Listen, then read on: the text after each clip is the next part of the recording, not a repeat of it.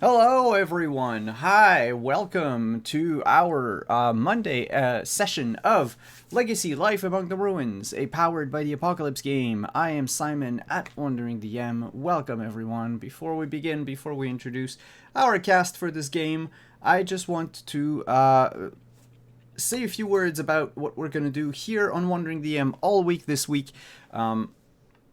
Every bit, every sub, every donation that we receive this week is going to go straight to benefit CHN, the Central Indiana Health Network. And we are using this money that we raise to buy them meals and have them safely delivered. Community Health Network. Thank you, Chris. To have them safely delivered to the caregivers that are on the front line of the COVID crisis. If you want to have more information about it, check the link in chat right now. And as I said, everything that we raise here. So if you want to cheer, if you want to resub or anything, now's the time. Now's your chance, because everything that you do will go straight to a good cause. Oh, yeah, I forgot to copy paste this one.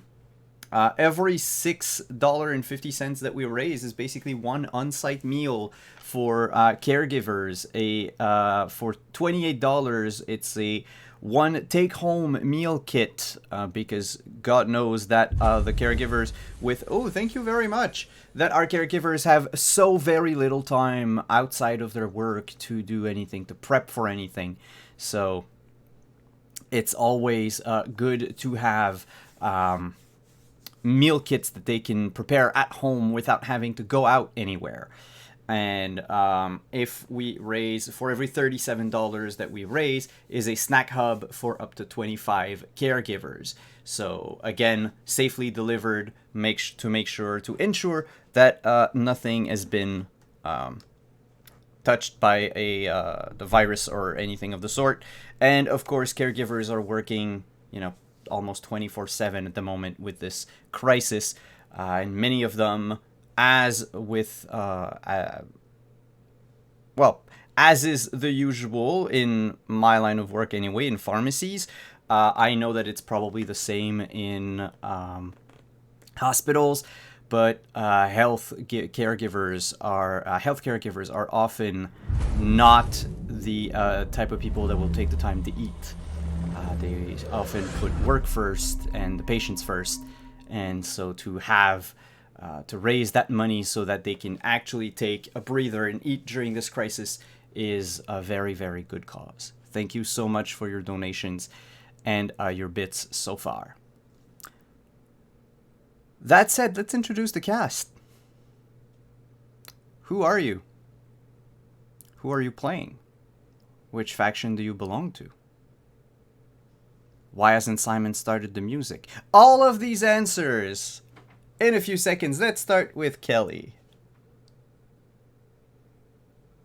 Hi, I'm Kelly, a Kelly Lane on Twitter, a Kelly in chat, and I do stuff and things on places. Check out most recently Unbridled on DM's Guild for some wacky, weird adventures that use hags and unicorns. What do those things have in common? Tweets by Jeremy Crawford. That's about it. At the moment, this is where you can find me on the internet streaming, right here, right now. So, and you're already here. So that's it. And I'm playing Sophie, who is a member of the Children of Persephone, who are a kind of nature spiritualist group. Don't want to go so far as to say hippies, but like kind of hippies. Up next is Anino. How's it going, everyone? My name is Anino, and today I am playing Wukong, the agent of Arclight Labs, a guerrilla mech, if you will. And lastly among our players, Deirdre. Oh, hey y'all. You know me. I'm Deirdre Paprax, and I'm playing Bridget, your friendly member of McLean's, your friendly neighborhood rangers, lawgivers, shooty people.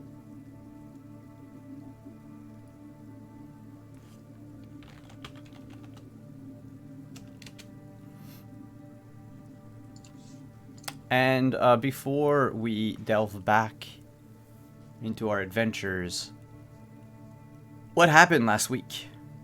Do you remember?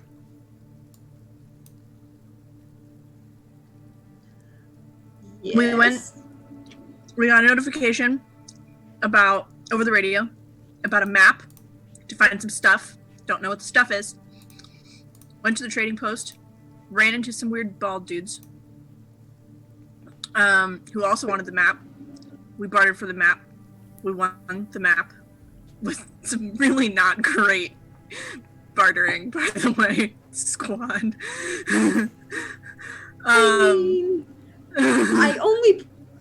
She only promised him the gun, not the bullets to go in the gun. Technical details. We went to go follow the map. Specifically through the process, also met Bongo and his bongos. And then ended up getting attacked by a giant wasp who had treasure by other giant wasps. And we ended up at Bridget's home base for the night. And then our families made some maneuvers that mostly involved finding out info about the Juno brothers. Mm-hmm. The bald guys. The Junos, the family. The Junos. Yeah. The family, the Junos, got it. And we found out some info about them. We broke a bridge and we fixed a bridge. That's all I got. That's about what happened, yes. I'm really proud of myself. I never remember what happened last week. That said, we did things in the wrong order during our first session because I'll remind everyone we are still learning these rules and this game. So normally the family moves come first, and then we hop on to the adventure. So I know we ended last time with the family moves. We're gonna begin with the family moves again, so you kind of will have like 2 moves back to back, I guess. And then we're gonna zoom in on your characters in Bridget's fort. Well, the ranger outpost. So as we zoom out, the move for zooming out, peripheral moves.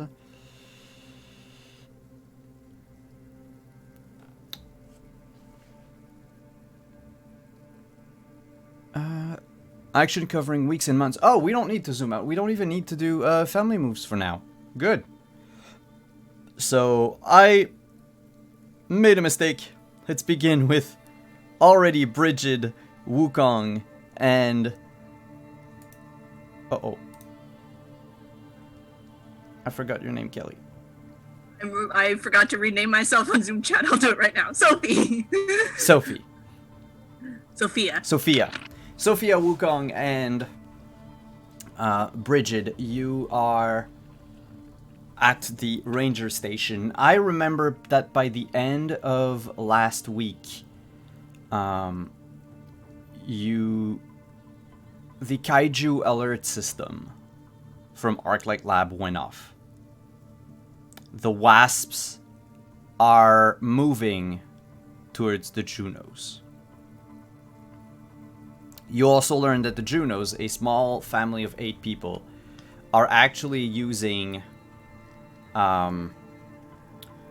poisons from one of the behemoths to mix that with medical supplies and use it to eradicate people to make room for themselves. You don't know exactly what their strategy is, what their end goal is, but that's what your families learned. By the way, if you want to follow at home, the map is down in the panels right beneath the video. You have the same map that is available to the players with the same icons. So right now we are... I forgot to put like coordinates on it. That's gonna happen next week, but we're starting the game at the star, basically the Ranger star symbol. That's where we are. And to the sound of blowtorches, drills and hammering on the Arclight Lab truck is happening in a fenced-in area in the back of the ranger station. The three of you are standing, walking, pacing about outside on the bluff, staring in the direction of where the wasp attack was. What do you do? I believe the original plan was to sneak back down and see if we can't appropriate some of that cargo that was in that container that may have fallen into the ravine where the wasps are located.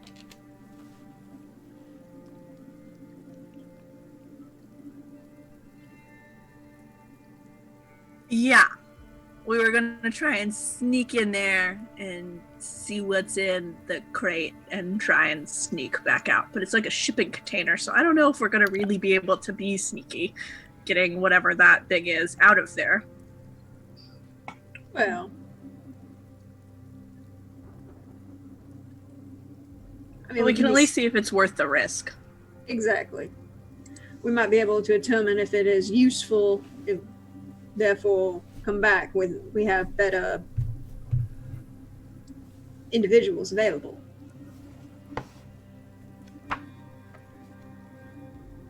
You were gonna say something, Wukong? I just wanted to point out that a 10-foot mechanical gorilla is not exactly the most stressful of stealthy of beings, so he's not really going to try to hide. Or be quiet, because he's probably strong enough to rip the shipping container in half if he wanted to. Mm-hmm. I therefore vote we stand behind Wukong and let him rip apart the shipping container as he desires. Yeah, you do you, my friend. I'm gonna hide in a tree or a bush or behind you. I don't care where. All wise decisions at this point. So shall we see about sneaking back down there?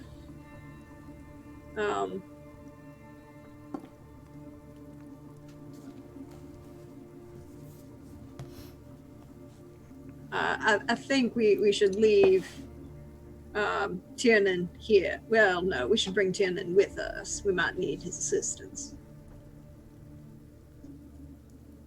He does real well at pouncing and ripping things apart. Tiernan being my giant cat thing. And so you leave Ranger Station with whatever equipment you have on you. The McLeans told Wukong, they informed you that repairs to the truck are going to take maybe the better part of a day. And so you have plenty of time. In fact, if you wanted to walk all the way to the location that Joe Montana's map was pointing at, you would have time to go there, come back, and the truck might be repaired by then, or maybe a bit before you came back. Okay. But instead, you hoof your way down the bluff, through the valley near the river, and you near where the hive of giant wasps was. For those of you joining for the first time tonight, the wasps are these horse-sized insects covered in black chitin with a glowing red abdomen that instead of shooting a dart to stab with, it vomits forth a projectile of sort of magma, really. An acidic goo that eats through anything.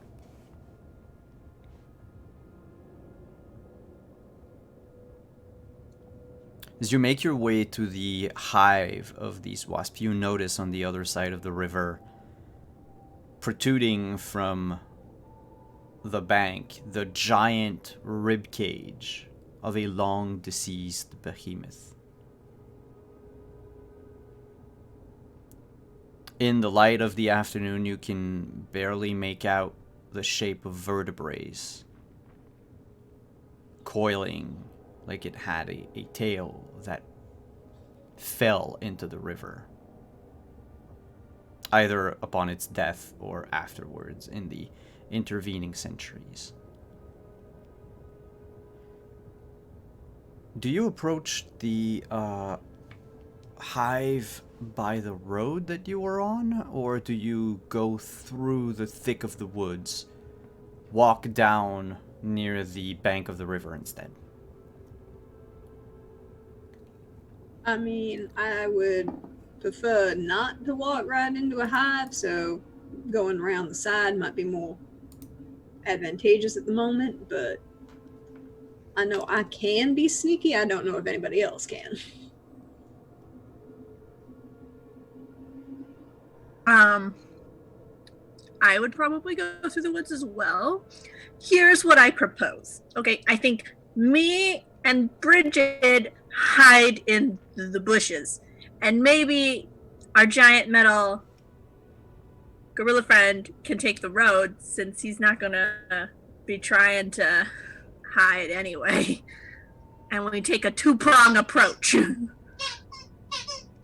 I support these tactics. Do you, are you okay with this approach, Wukong? Wukong just grunts and starts ambling down the road. I'm gonna take that as a yes. I take that as an enthusiastic yes. Have you ever seen Wukong be enthusiastic about anything? We just did. Alright, that is a thing. That is a Not only did he grunt, he just did. Alright, then we'll say that was enthusiastic for Wukong. It's all relative. I've got the sword in one hand and the gun in the other. So, we're going to have to do things a little,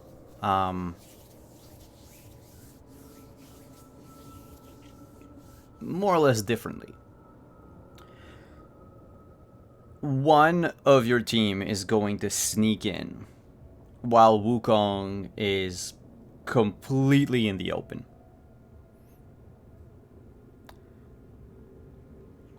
I'm gonna ask both of you, actually not both of you, but Wukong to roll first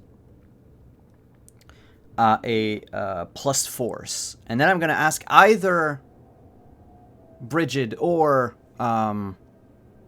Sophia to roll plus force. We're going to use basically the Fiercely Assault move for Wukong and Forging a Path for those of you that are actually forging a path silently through the woods. The consequences of which are probably going to affect you both.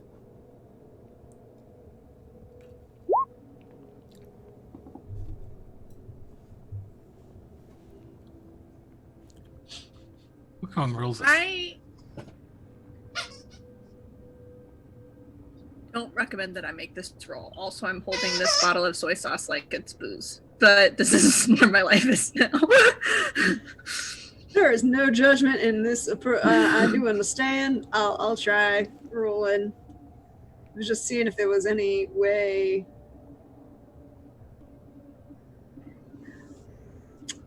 So, may I make a counter argument to your desires in this role? Sure, always. Because I think this is, would you say, a coordinated strike? I think so. You are coordinating 2 teams of people. Okay, cool. So I have a move that is called Steel Rain. When you ambush your enemies with a coordinated strike, your rolls and any call for aid attempts the others make have advantage. Okay. So right now, though, Wukong isn't calling for aid just yet. No, but I have the advantage for any rolls I make. And then if he needs if they need assistance. So that's a 9. With advantage. Okay. So, if you look at the character moves in your handouts, Forge a Path, you have to choose 2 of these consequences. Forge a path. When you find a way across precarious or dangerous terrain, roll plus force. On hit, you make the trip, but on 7 to 9, pick 2. Can't take other characters with you. You take a lot. I think for her, this is going to be both. You're exposed. You take a lot longer than you expected, and I can't take Sophia with me. Okay. Because I end up finding like that the tree break to where the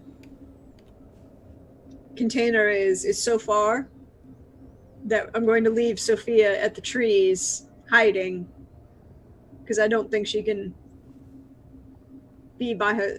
I have to protect her at all costs. So leave her in the trees protected, but I'll continue up to the door of the container. That okay with you, Sophia? Yeah. I mean, I think if there's kind of blank space around the container, Sophia would be more than happy. Just kind of oh yeah, that's no problem. I'll totally guard the retreat. Yeah, you do that. All right. And because you failed on your check, Wukong, can you tell us what happens that makes you unable to approach the hive any further? I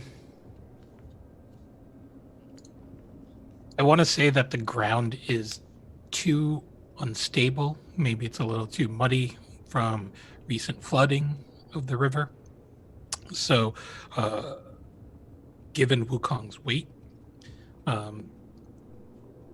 trying to travel across that land would result in him sinking in immobilizing himself.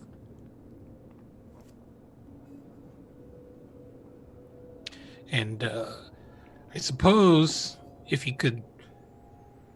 No, because there really isn't anything for him to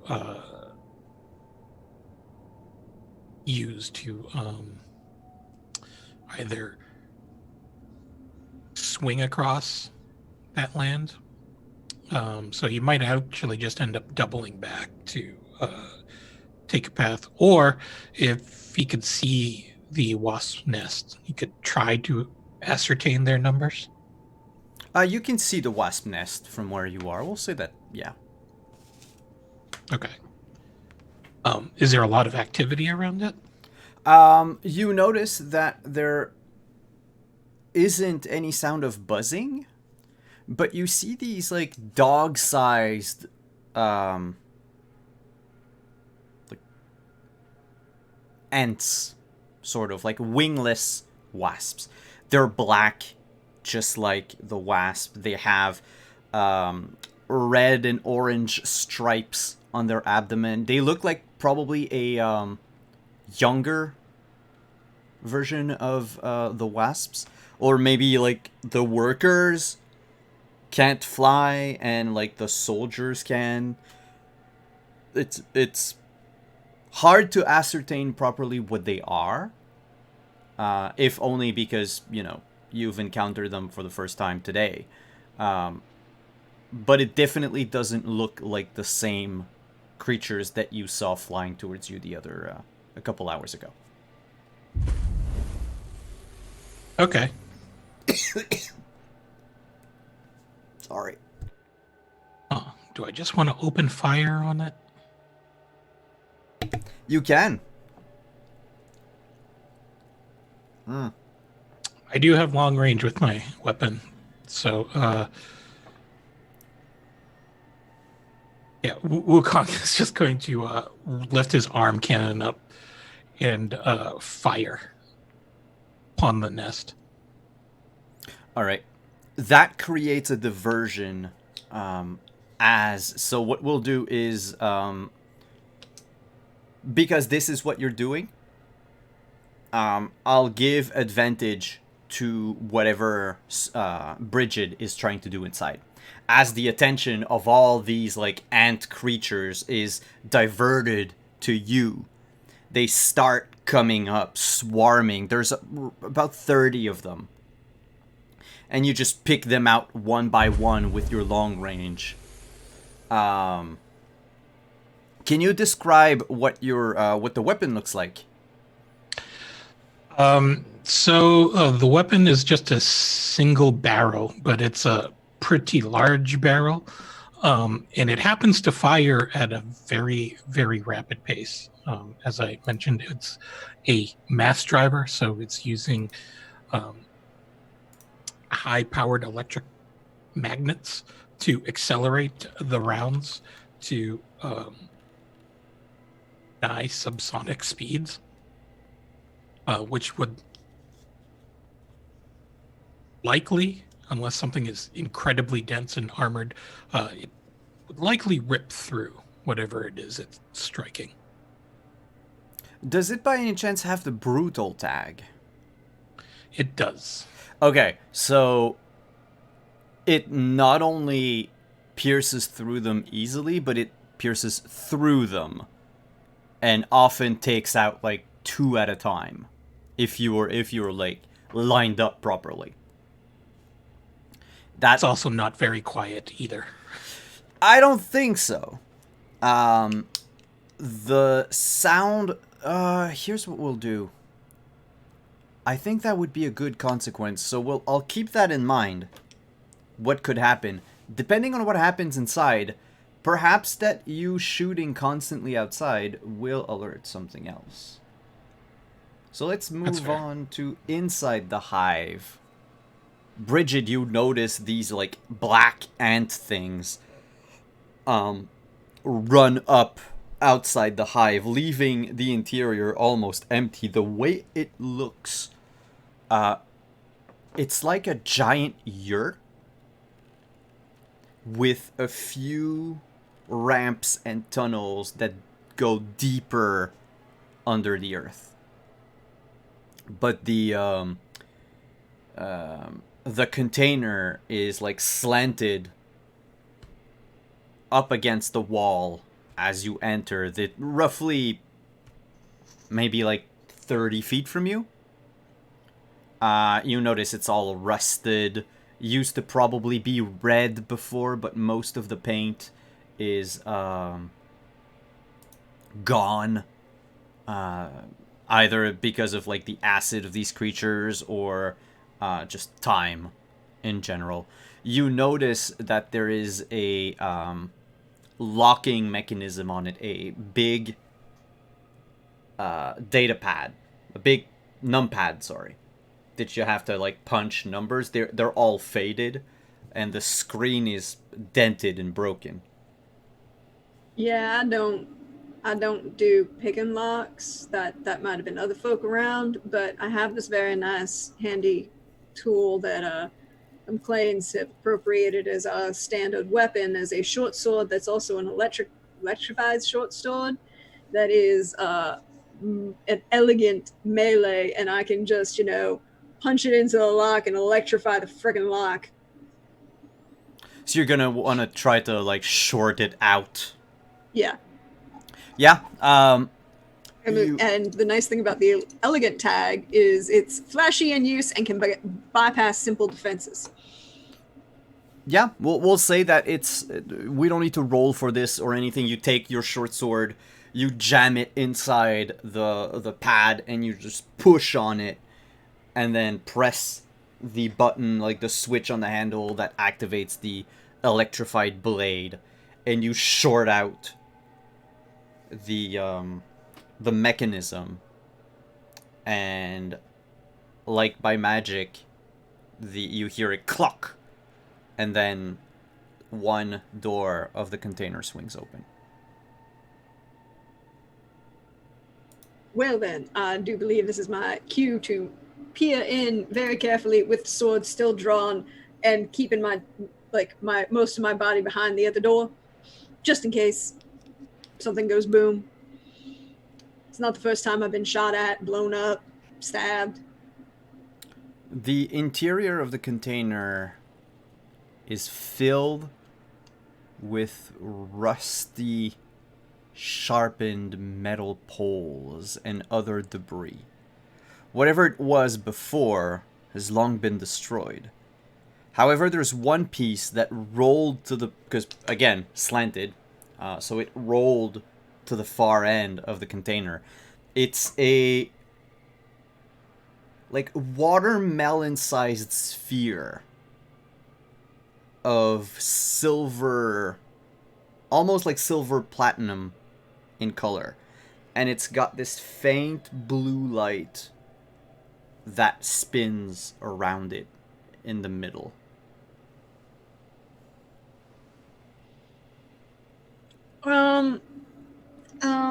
Does it look like if I approach it and try and pick it up, it gonna kill me?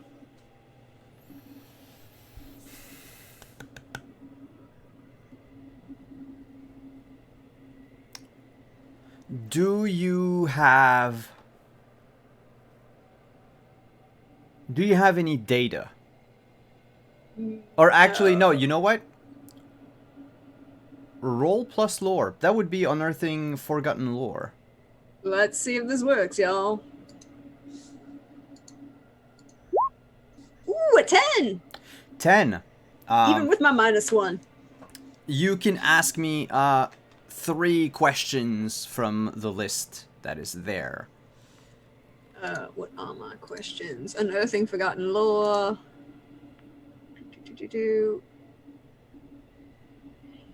I'm gonna ask the first one right off the bat. Is this a wonder or a horror? So, if we say that it's a... like, according to how this question is phrased, if it's a wonder, it is not something that would be detrimental to you. Okay. And yes, it would be a wonder. Does it look like I can pick it up and... I mean, how are these phrased? What dangers is it hiding? None. Cool. And where is it drawing power from? It's drawing power from an Internal? internal battery, All right, then. which is what that blue light is, like an indicator of its power. Okay, so it doesn't look dangerous if I go and pick it up. Nope.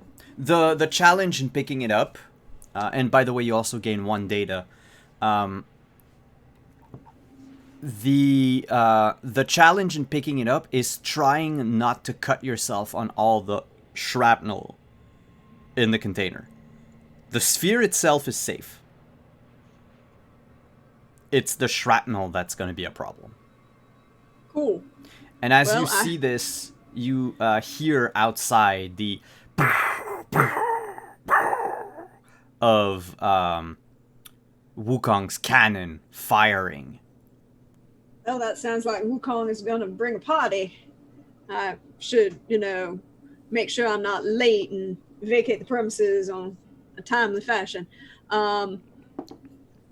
And she's going to click, like, the walkie-talkie that she's got to her, because it's short-range comms that she can calm Sophia at the edge of the woods and be like, found a nice shiny bauble for you, but we might need to be leaving here in a might hurry. Wukong has brought some party supplies. I'm hearing the lots of big booms. Roger.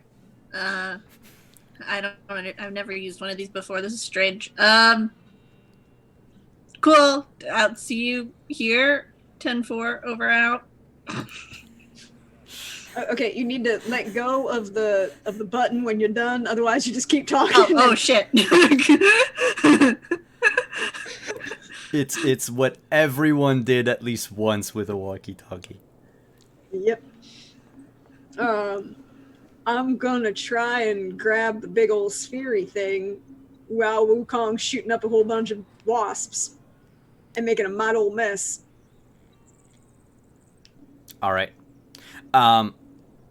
Making your way inside the container. Do you have any armor? Yes. Okay. I has armor. So you do not take damage. But your armor is like ripped and torn in places. Not like big rips, like nothing that would count as if you had lost the armor or anything like that. But like it would have definitely hurt to go in unarmored. You pick up the sphere and you realize it is very light. Well, that's good. Can I also just grab one of these like metal shards? Yeah.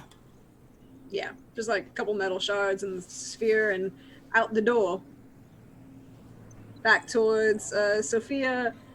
Quickly, well, paying attention, making sure A, I don't walk into any of the bullets that Wukong is firing, and B, that I don't get stung by a giant freaking, well, vomited acid magma on by a giant freaking wasp. Wukong, when you notice Brigid run out of the hive with a giant sphere in her arms, you've by that time eliminated more than half of the of those ant things. What do you do?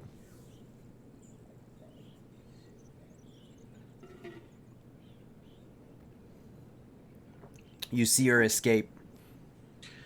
Wukong is going to start providing cover fire.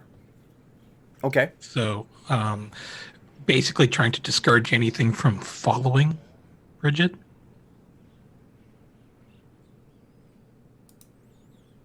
You notice that none of them are following her.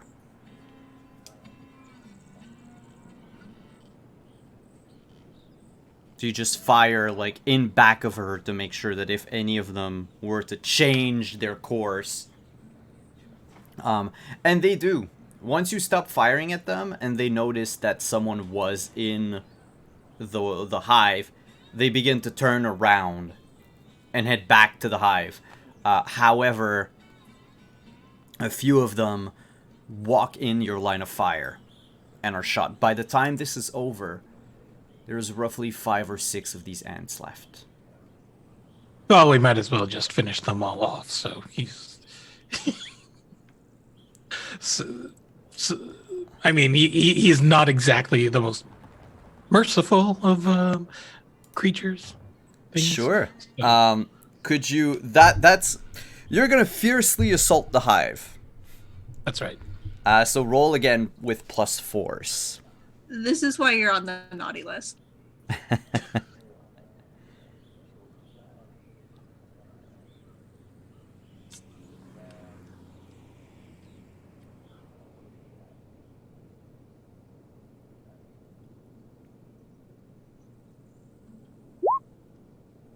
Nine.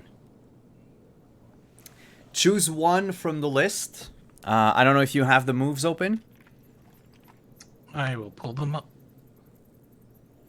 So under Fiercely Assault, you can choose one from the character list, and I get to choose 2. Okay. One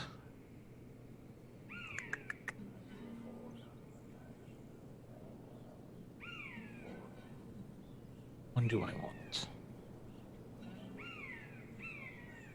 I am going to choose get 1 data, because with my scientific database, that means I get +2 data. Ooh, nice. So as you're firing at them, you also like begin analyzing their movement, their patterns, also looking at the ones you've killed and seeing like what their anatomy is like and all that. However, others will come after you, and the situation will be destabilized and chaos will follow. And it'll come to this. As you kill the last one, Brigid makes a dash for the bush where Sophia is hidden. As the ground under the hive begins to shake and tremble, the muddy area you almost stepped in earlier that would have put you at a vantage point overlooking the hive begins to crack and split open. And out of the remains of the hive comes out this long, worm-like, armored creature. Picture a purple worm from D&D. Just like a giant mouth. Except instead of having like the purple worm, like endless rows of teeth, it's just 3 big like fangs and then other teeth inside.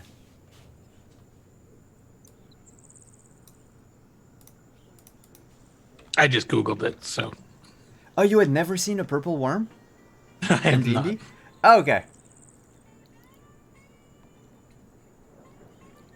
The creature comes out and screams as it spits out like a handful of these ants thing.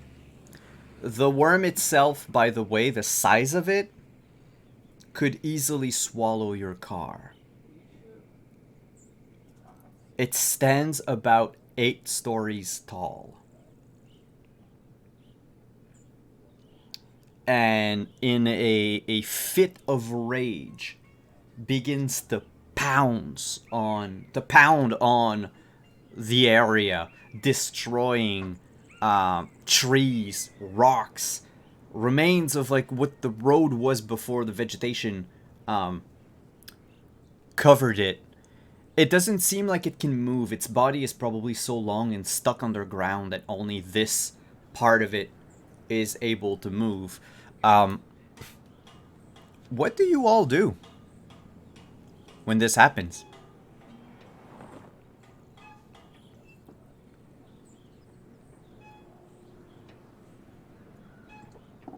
Retreat. Exit. Stage left, even.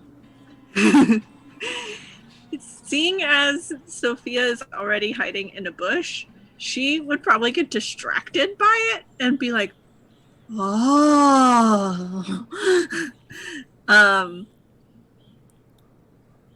want to watch it.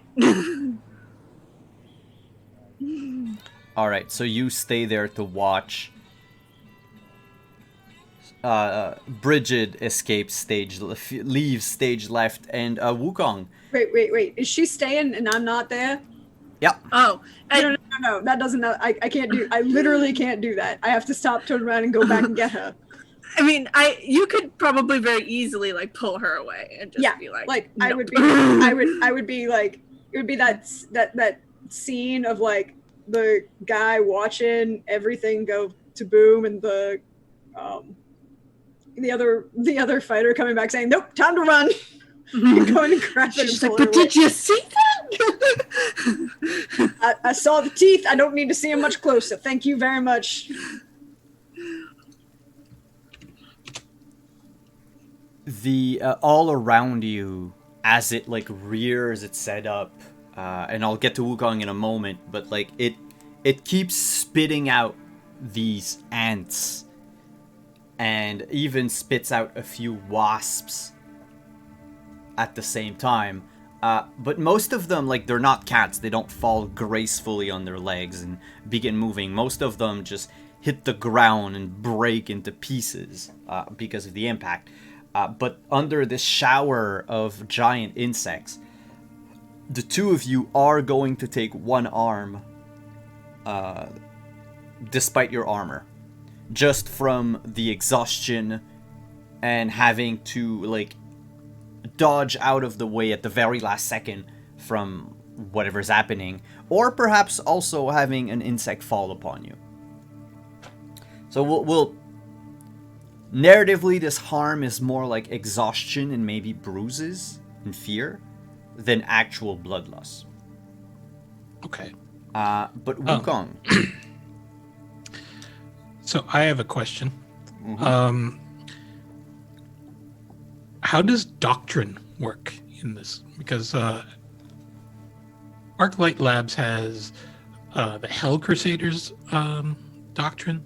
When a behemoth attacks, say where you can find a surplus to help fight it off. I'm just wondering if that applies here. It would. This is a behemoth. Okay. And your you said your doctrine was Hell Crusaders? Hell It doesn't say it Crusaders. for whatever it is, but no, but that's the beauty of the system, is that you get to decide now, judging by like what this creature is, what would you need to fight it, and Okay. where can you find that thing? So, I want to say that when the creature rose up from the ground, a cache of weapons rose up with it, and it got flung around a bit. And I want to say that Wukong is going to use the mobility part of his armor, the grappling hook, to latch on to one of the weapons cases that he sees. And he's going to open it. And inside is a missile launcher.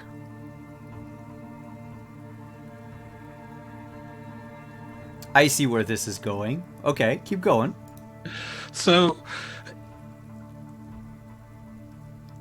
his missile launcher is an explosive launcher, which has the tags ranged in area. So given that he is a giant mechanical robot, he doesn't really have to deal with recoil as much. So he's going to basically dual wield, firing with his arm cannon in one as he hefts up the missile launcher in his other arm, throws it up over his shoulder. He's just going to start firing it both at the worm's mouth and around the area to devastate all the bugs that are spilling out.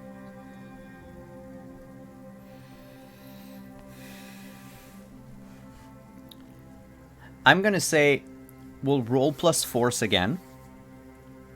However, no, you know what? We'll count this as a device. We'll count your missile launcher as a device, so we're gonna do an unleash power. This is a very high-powered rocket launcher. A model that you have known of. It's called the Hellfire missile launcher. And you can roll... So the thing that you want to do is, if I understood correctly, kill that giant thing. Yes. Okay. Kill everything. Kill everything. So we'll roll plus lore to see if you use it correctly. Can I use... Does data apply here? Is that something I can apply? You can always spend a point of data and get advantage on roll if you want. Okay, I'll spend one of those points of data then. I have 0 in lore.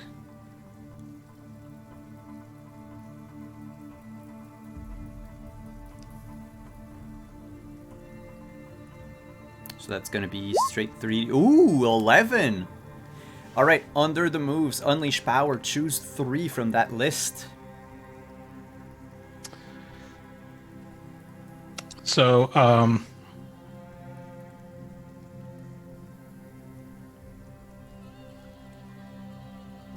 going to say that the device does exactly what I wanted. Mm-hmm. That I avoid the device's side effects. Mm-hmm. And I don't rouse other devices in my environment. So you're basically out of ammo.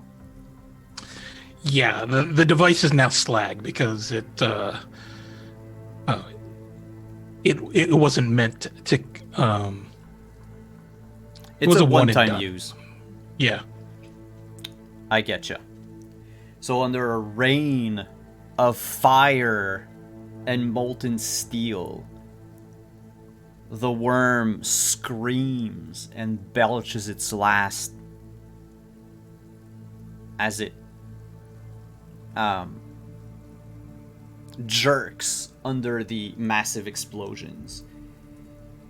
And where its body bent, like you can hear the chitin cracking and the entire creature just fall down, half of which falls into the river a few yards behind Bridget and Sophia.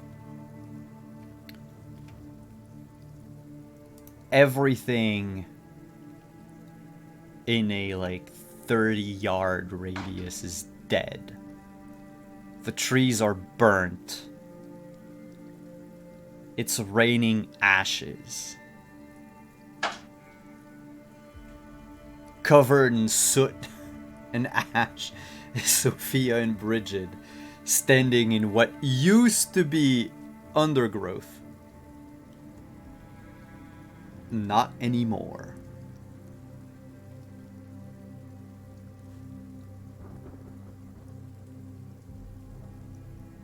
So I just want the camera to pan out as Wukong stands there with the slagged missile launcher and his arm cannon out. Where I put the arm cannon away and just drop everything, and you'll just start beating his chest,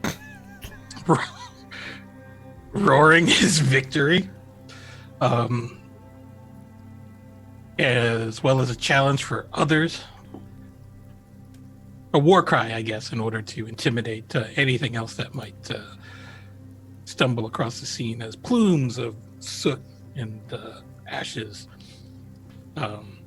swirl behind him, because he wasn't able to do that walk away as the explosion happens. Mm-hmm. So this is the next best thing. Mechanically, we're going to have to decide something. Sure. Because we did a little switcheroo there. Normally, your ability lets you find a surplus of something, which would give a family, either remove a need for weapons or create a surplus of weapon. We can keep it that way, or we can say that this, the rest of the weapons are destroyed. There's only this left, and if you return it to your family, you gain 1 tech. Yeah, I'll return it to the family, but I don't think there's anything left. There's no surplus left. Okay. So who had a need for weapon again? Oh no, we're good. We have those. Oh, no, it's Arclight Lab. Yeah. All I see is the end fight in Rampage where the giant gorilla George rips apart the giant crocodile. So just a clarification, it's either I get 1 + 1 tech or I gain a weapon surplus. Yeah, so you would... So either you erase your need of weapons, or you gain +1 tech. Oh. Let's erase the need of weapons instead then for Okay. Arclight Labs. Good. So what happens is you can communicate with Arclight Labs. They'll send someone over to pick up, to scavenge the place. Is it safe now? Yeah, it's safe. Bridget, Sophia, what do you do? I think Bridget's like taking the hat off and like using it to like dust off the hat and everything else, and then turns to look back at Sophia's like, so well then, y'all alright? Sophia stays dirty.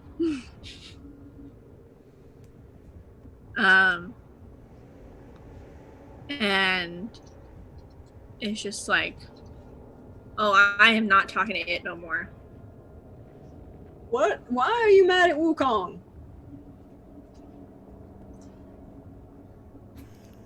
Have you ever had to deal with fire ants? Those are like giant ass fire ants. Have you ever had to deal with not being able to build shelter or eat food or drink water because we turned the earth into a wasteland? No, that's because we don't do shit like this. I'm pretty sure we're all living through the aftermath of that, so yeah, we all been there. But no, you haven't had to deal with. We haven't. We are living in this rebirth of the world, and if we just kill it all over again, then we got to do this whole thing all over again, and everybody's gonna die. You want to see the shiny? It's just rude. No, yes. Has a shiny. Wukong eventually arrives. He's actually setting up beacons so that Arclight Labs knows where to investigate. I see you trying to distract me with the shiny thing, Bridget, and it's gonna work. But first, Wukong, I'm not speaking to you anymore after I finish this particular rant. Like, you can't just go blowing up huge swaths of forest and nature and things. What if there was another people hiding in here and you would have just killed them? Okay, I'm done. I'm not listening to you. I'm not speaking to you. But one more thing, that was just really uncalled for. We could have just left. Okay, now I'm not speaking anyway. You want leaving, and here, you want the shiny? You want the shiny blue thing with the light that keeps moving? I have no idea what it does, but I know it's not a danger. Yes.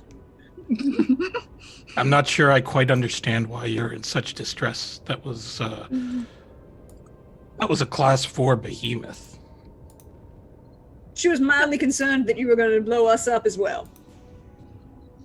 That's not, no, that's not what... I'm just saying. She's gonna like pout and look at the thing. I mean, it's less than a day's walk from the ranger station. It was just going to pour out more wasps and build up more nests that would probably overtake this whole area. So I chose to exterminate it. As per Arclight Labs protocol, section 13847-2. Kill all bugs. Bugs are good. They're why we have flowers and fruit. Point of order, these bugs were the size of dogs and horses, and I don't see any... Yeah, but think about all the other bugs that you killed in this range of woods. Like, you didn't just kill the big things, you killed all of the things, and that's the problem. Okay, if you're going to gesticulate with your hands, I'm going to take the shiny away from you again, because I don't want you to drop it. Fine. I'm still not speaking to you. Like, Soda Voce, Bridget turns to Wukong and is like, no, it lasts about like 5 minutes, don't worry about it.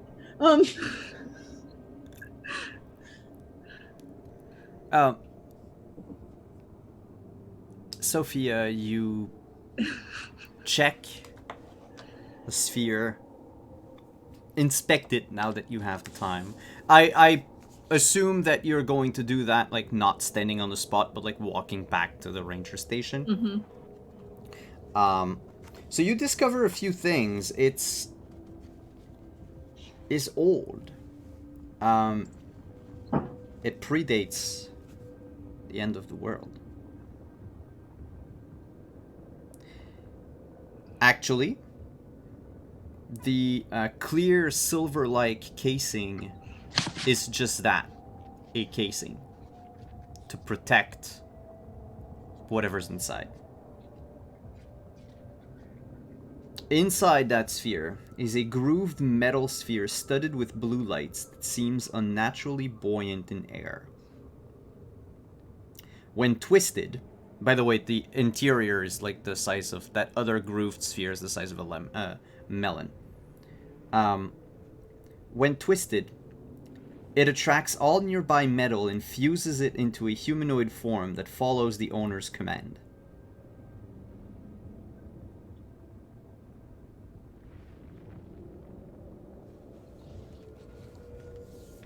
It is an invention near the end of the world when manpower became an issue. And scientists around the world tried to find a way to fend off the kaiju menace. And these iron puppets are the result of one such MIT research.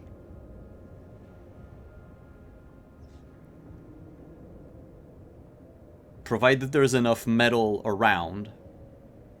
If there's not enough, it's going to take a long time.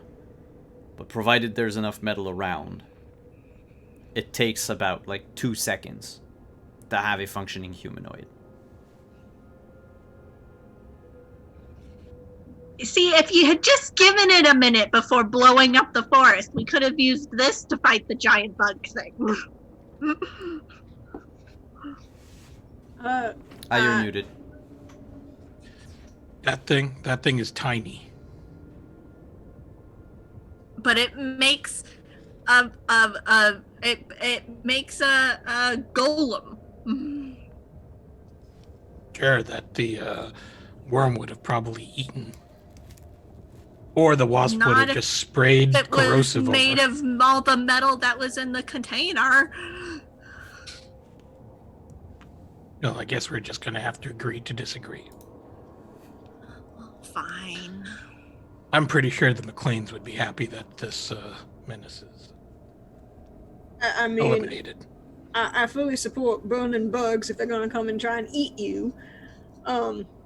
Also, giant worm-like things with teeth are might frightening. I do appreciate not being shot at, stabbed, eaten, burned, exploded, dropped with magma, burnt with acid. Again. Trees would have appreciated it too. I understand. We will work on. Well, now we have a nice cleared area of forest. We can add some more agriculture over here, right? That's how that works. So, a cool thing about this game... What are we gonna do next? Yeah. A cool thing about this game is that, Kelly, if you wanted, when we get to the family moves, you could have your family use their treaties against Arclight Lab to ask them to amend the protocols to your liking. Section 1.3. Yeah, and then Anino would have to either spend the treaties he has or be forced to do what you say. If the role works and all that, of course. But yes. There's a like another layer to like consequences of what you do. That said, roughly an hour later, you reach the ranger station. Everyone, or almost everyone, is outside on the bluff, looking in your direction, not knowing if someone survived at all. I mean, I would have had the walkie-talkie just been like, "We're coming. Please, God, somebody make sure that there's something to drink when I get there, because the two of them haven't shut up arguing about this for the last 5 miles." Every time Sophia opens her mouth, it ends with, "And I'm not talking to you anymore." Yeah, it seems like you've said that a lot for someone who's not talking.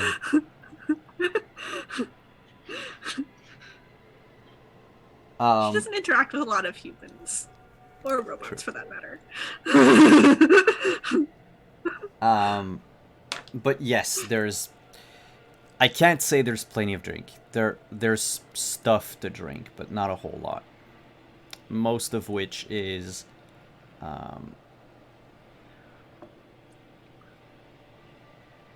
basically moonshine.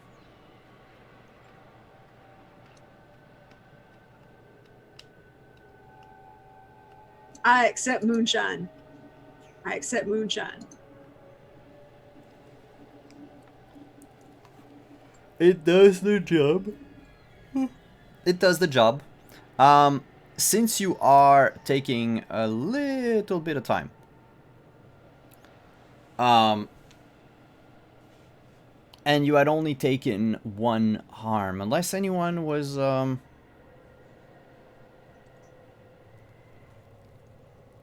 more wounded. Oh, Sorry, was dinged. But I can't repair it. I would need a specialist to do that. Oh, on yourself? Yes. You mentioned I got dinged from the creature, the behemoth erupting. So. Oh no, that was the other two. Oh, okay. No, Well, because fine. they were farther away. They were in the woods. You basically they was were- still yeah, like okay. on the road, out in the open. If you had rolled poorly on your check, then you would have taken a lot more harm than them. Oh, okay. But But I if feel you great. so if you stay like a few hours at the ranger station, you're healed up to full, and there's no problem. I mean, I didn't think we were going anywhere until the morning when we had your vehicle with which to go, and Bongo and his bongos.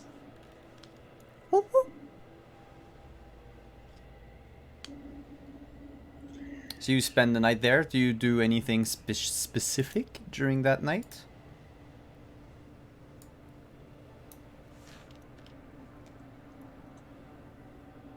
I figure we invite y'all to dinner and a couple drinks and your and pleasant merrymaking. Like probably have everybody eating in the cafeteria, just common, like that somebody's got some an old guitar and a lot of somebody's managed to retrofit a fiddle or something, and it's a lot of Irish folk music. Words have changed, but the song's the same. Irish folk music. So we got this song from before the world ended. It's a traditional Irish song by the folklore masters of Irish folklore, Dropkick Murphy. I made the same joke. I mean, I was thinking if we're gonna go Dropkick Murphys, then it will have to be, excuse me, Heroes from Our Past. And probably Your Spirit's Alive. Or shoot, I had. Oh well, I'll have to search another. I mean, Heroes from Irish. Your Past. No, Actual Irish it's music? it's whatever. But yes, you spend. Like the Celtic women or whatever it is. I mean, I figure it doesn't matter how old the world gets or how far into the advance we get. I got it. Flogging Molly. Flogging mollies. Ooh, flogging mollies. It doesn't matter how far into the advancement of the world we get. You will still have somebody singing the night the old brown dog burned down.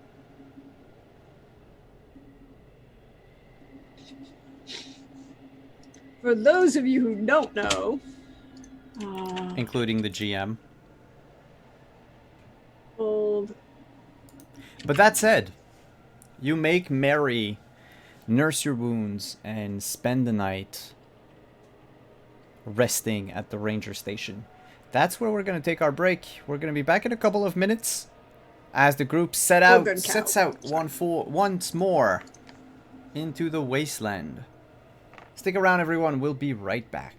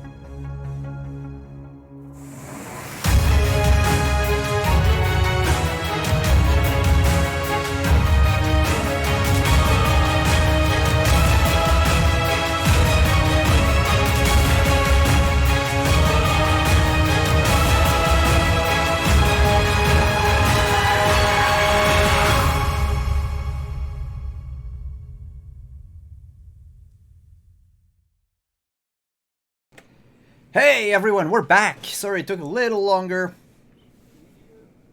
but we are here. I would just like, before we get back into the game, I would just like to remind everyone that all the bits, all the subs, all the donations that we get this week are going to go to benefit the Community Health Network. You can check them out with the tweet that is been posted in chat right there. We're raising money for caregivers in central Indiana and Indianapolis. So if you want to help, give them meals so that they can have meals safely delivered to them while they're working on the front lines of the COVID crisis. Check out the link in chat right now, or check out my pin tweet as well. If not pin tweet, but tweet for this show as well.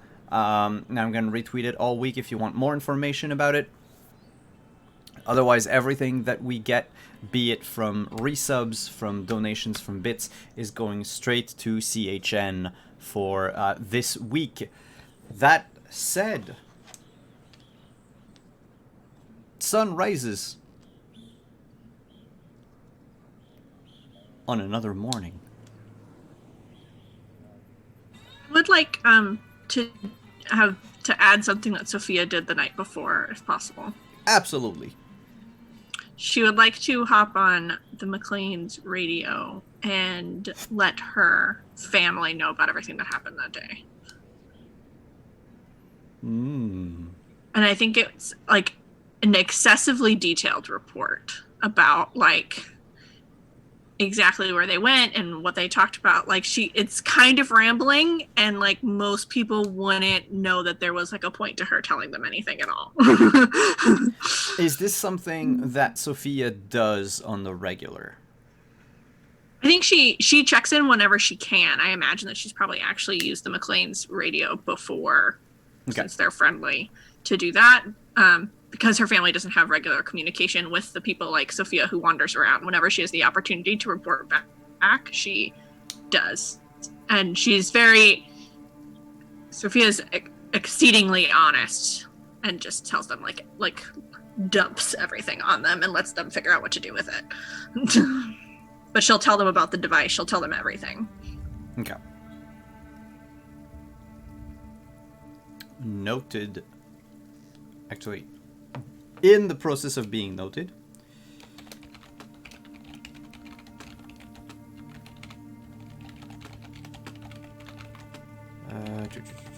Okay. Anything else that either Wukong or Bridget wanted to do during the night, or do we move to the next morning? With a fully repaired truck, mind you.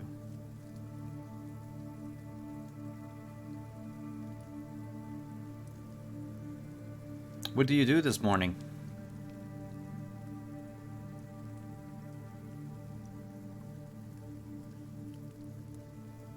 Figure we have a truck, we have a map, we have a whole bunch of supplies, we have a place to be.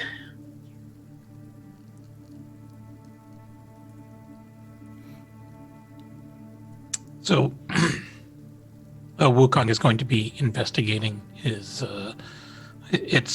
truck. Double check to make sure that everything is in its right place and looks functional. Or he loads up a couple of extra weapons from the surplus and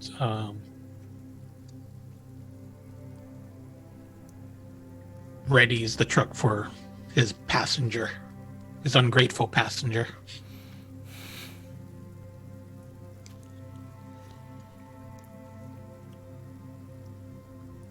So the truck is waiting outside. Do you climb aboard, Sophia? Yeah, I think by this morning she's like completely like over it. She's just like, I think in her head she's like, you've been thoroughly berated. I have fulfilled my responsibilities per book 6 of the Persephone Archives. Yep. And Bridge is just sitting there on Tiernan looking at the two of you going, y'all, there is so much drama. Sometimes it's mind tiring. And I think she goes to put her feet on the dashboard, and then instead she sits cross-legged on the seat in front when looking at Bongo. You... Like, Bongo doesn't speak, but you feel, like, approval in its eyes. And it turns around and... pushes on the gas pedal, probably a bit too hard, and the truck begins to move at a rapid pace. Tiernan and Bridget following close beside. A bit like what we did last time, since we are moving through terrain that is wasteland outside of the settled lands. One of you is going to have to roll plus steel. I think we decided that was me doing the tracking out. Okay. So go ahead. Roll plus steel. And in the moves, it's called Wasteland Survival. Yeah. So it's a 9. 9, so you get to pick only one from the first 3.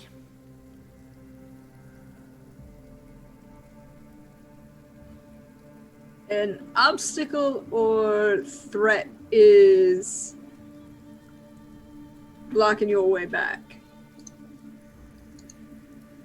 Alright, so what I'll say is you went through on the map. You went using this road here.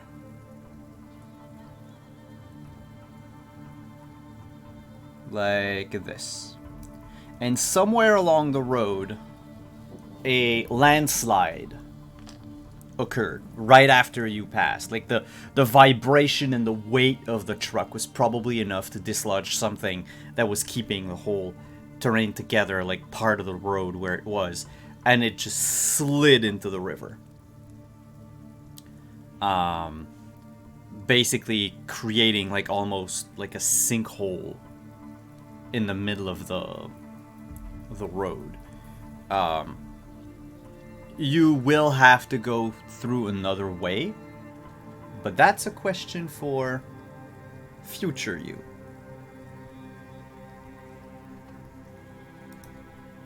Present you, however, are driving up a hill to the ruins of a meteorological station.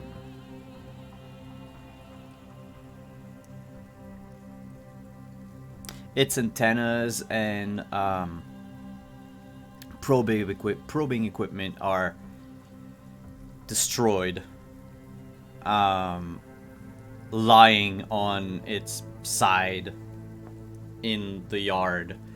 The concrete building has taken much damage over the past centuries, but the structure itself is still intact.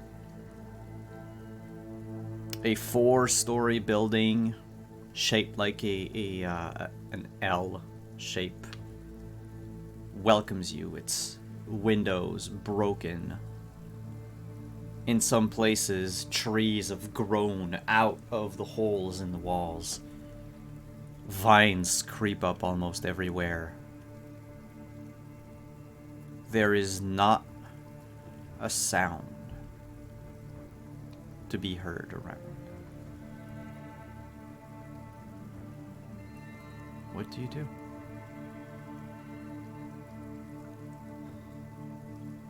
Bridge is gonna lean over and like kind of observe what's going on, at the same time like scritch between Tiernan's ears at the top of his head.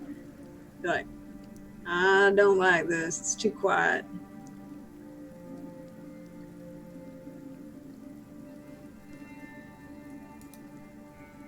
Wukong, what we got?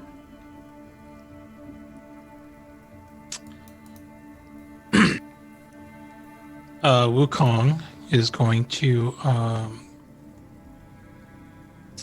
use the elevator from or the lift mechanism from the trailer, and stand on top of the truck and scan the area.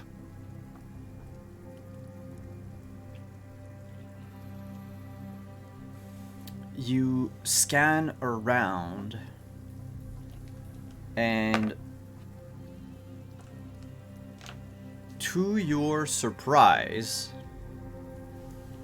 you detect several heat signatures. Humanoid. Probably all humans.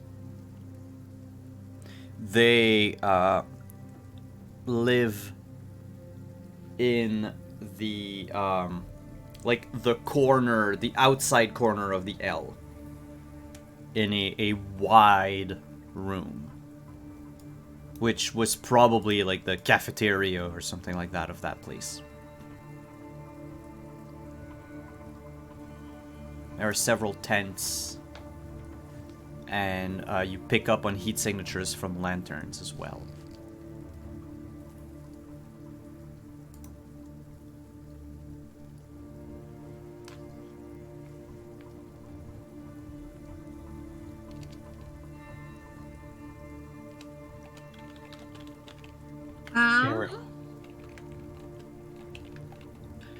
First, can I do the Unearth Forgotten Lore? Of course. So Because this is a landmark. Lore.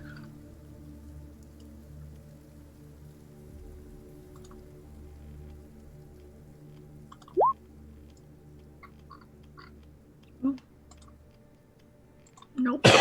You have never heard about this weather station in your life. However, as you stand there pondering what to do, you hear the sound of a gun getting cocked. The and a voice that says, "Hey!" It yells out from the building. "Don't take a step forward!"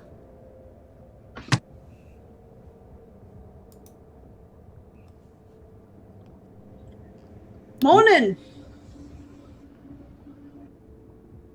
Wukong, you search the area for that other person, and you notice that there are no other heat signature.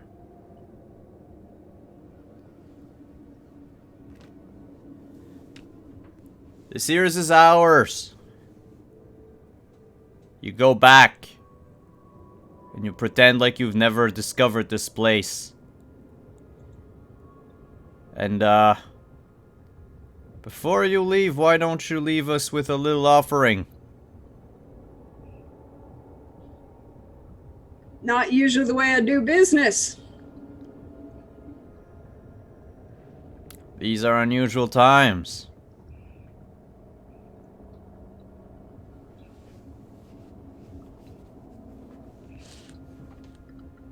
Might be allowed to see who I'm conversing with. It seems a mite rude to be, just shouting at a building. I mean, Wukong, you will agree with me that it is a mite rude to just shout at people at a building, right? Yes, according to human communication protocols 61743. She's trying to get you to tell her if where the target is. That's a nice robot you've got there. Why don't you leave it here? It's fully autonomous. And sentient and possibly sentient. I haven't quite made that determination between the difference between the two. But this here's Wukong. Wukong, this is who I'm shouting at, and I can't determine because they're being rude. Also, the only thing I've got to offer is like healing aid. I don't really have anything else, so I don't really know what kind of offering you want from us. But hello, my name's Sophia. Nice to meet you. It's really wonderful to meet new folks. We don't have a medic. Leave Sophia behind. We'll pretend Don't we've work never that seen way. you. Definitely doesn't work that way. And Bridget moves like riding Tiernan, like shifts Tiernan to just in front of the door of the like passenger side door where Sophia is in the truck to make sure that she can't come out or get taken. One of those two things would probably happen. By this time, with the shouting, Wukong, you notice the heat signatures have begun to spread out from the cafeteria, and they're walking closer to your location, still remaining inside the building, but